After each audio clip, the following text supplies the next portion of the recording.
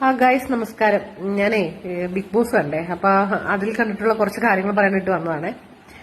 So big boss കണ്ടപ്പം first day തന്നെ രേണുസുതിയെ കുറിച്ച് എനിക്ക് പറയാനുള്ള. രേണുസുതിക്ക് ഭയങ്കര തലവേദന പോലും, ഭയങ്കര തലവേദന. ആക്ച്വലി തലവേദന എന്ന് പറഞ്ഞിട്ട് ആൾക്കാർ ചെന്നിട്ട് ബിഗ് ബോസിനോട് പറയുന്നു ഡോക്ടറെ പറഞ്ഞുവിടുക, ആ സ്ത്രീക്ക് ഭയങ്കര തലവേദനയാണ്.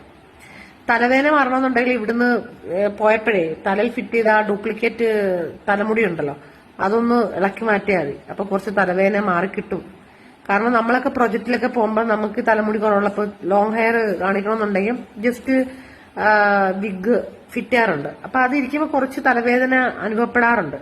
അത് മാറ്റുമ്പോഴും കുറച്ചു നേരം നമുക്ക് ആ തലവേദന ഫീൽ ചെയ്യും. എനിക്കൊക്കെ ഫീൽ ചെയ്തിട്ടുണ്ട് കേട്ടോ.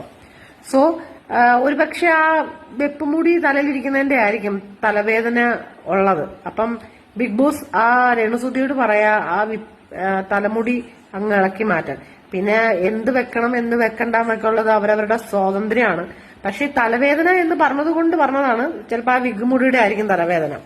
പിന്നെ ചെന്നുടനെ തന്നെ കുറെ പുളിച്ച ഡയലോഗ് സ്റ്റേജ് കയറിയപ്പോ തന്നെ എന്റെ സുധിയേട്ടാന്നൊക്കെ വിളിച്ചു. അവിടെ സുതിമയം മനസ്സിലായ, സുതിമയം ഉണ്ടാക്കി സിമ്പതി ചെയ്ത് വോട്ട് മേടിക്കാനുള്ള പരിശ്രമത്തിലാണെന്ന് ഫസ്റ്റ് കണ്ടപ്പോ തന്നെ നമുക്ക് മനസ്സിലായി. സെക്കൻഡ് ഇപ്പം കുറെ വളിച്ച ഡയലോഗുകൾ സുധി പുഷ്പ അല്ല ഫയർ എന്നൊക്കെ പറഞ്ഞ് കുറെ ഡയലോഗ് ചെയ്ത് പുഷ്പ സിനിമയുടെ ഡയലോഗ് ഒക്കെ എടുത്ത് അങ്ങോട്ട് വീശി. സ്വന്തമായിട്ടൊന്നും ഇല്ല കയ്യില്, വല്ലൊക്കെ കോപ്പി അടിച്ച് പറയുന്ന കാര്യങ്ങളാ. വാ തുറന്നാലേ കള്ളങ്ങളല്ലേ പറയൂ, അത് വേറെ സത്യം. സ്വന്തമായ കാര്യങ്ങളൊന്നും കയ്യിലില്ലാത്തത് കൊണ്ട് പുഷ്പ സിനിമയുടെ ഡയലോഗ് കോപ്പി അടിച്ച് അവിടെ കൊണ്ടങ്ങ് ചാർത്തി. ഫയറാണെന്ന്, ഫയർ ആയാലും കെയർ ആയാലും നല്ല രീതിയിൽ കളിച്ച് മുന്നോട്ട് പോയാൽ കൊള്ളാം, അത്രേ ഉള്ളൂ. ഇനി എന്തു തന്നെ ആയാലും. പിന്നെ ഈ തലവേദന എന്നൊക്കെ പറയുമ്പം ആദ്യം ആ വെപ്പുമുടിയൊക്കെ മാറ്റ്. പിന്നെ ഏത് സമയം നോക്കിയാലും ഇങ്ങനെ തലയിൽ ഇങ്ങനെ പിടിച്ച് ചൊറിഞ്ഞിരിക്കുന്നതാണ്. ഇച്ചിരി ഹെയർ ബാൻഡൊക്കെ എടുത്ത് തലയിൽ ഇട്ടിട്ട് തല ചൂഞ്ഞ് കെട്ടിയൊക്കെ വെയ്യും. അവിടെ മറ്റുള്ളവർക്ക് ആഹാരമൊക്കെ കഴിക്കുമ്പോൾ അതിനകത്തൊക്കെ പറന്നു വീഴും. അതാണ് എനിക്ക് പറയാനുള്ളത്. രേണുസുതി ഇച്ചിരി ഇങ്ങനെ വൃത്തി നീറ്റോട്ടൊക്കെ ബിഗ് ബോസിന് നിൽക്ക്, അല്ലെങ്കിൽ എടുത്തിട്ട് പിള്ളേരെടുത്തിട്ട് ചാമ്പും.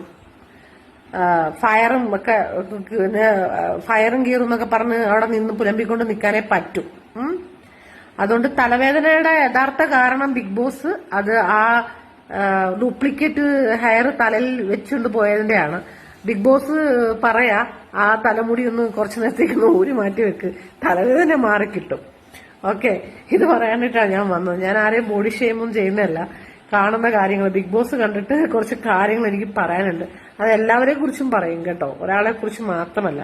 പക്ഷെ എനിക്ക് തോന്നുന്നു കൂടുതൽ പറയാനുള്ളത് രേണുസുതിയെ കുറിച്ചായിരിക്കും എന്നാണ് എന്റെ ഒരു വിലയിരുത്തല്. ഓക്കെ, അപ്പൊ പ്രിയപ്പെട്ട ബിഗ് ബോസ്, രേണുസുതിക്ക് മെഡിസിൻ ഒന്നും ആവശ്യമില്ല. തലയിൽ വെച്ച് കെട്ടിരിക്കുന്ന ആ വെപ്പുമുടി ഇളക്കി മാറ്റിയാൽ മതി.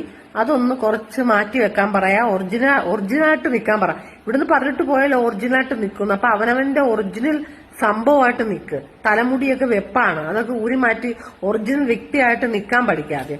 കള്ളങ്ങളും കള്ളത്തരങ്ങളും ഒന്നും അവിടെ പോയിട്ടൊന്ന് പറയല്ലേ. പുറത്ത് ഒരുപാട് പേരുണ്ട് പൊങ്കാലയിടാൻ കേട്ടാ. ഓർത്തിട്ട് നിന്ന് നന്നായിട്ട് കളിച്ച് 50 ലക്ഷം എന്തെങ്കിലുമൊക്കെ മേടിച്ച് വരാൻ നോക്ക്. ഓക്കെ.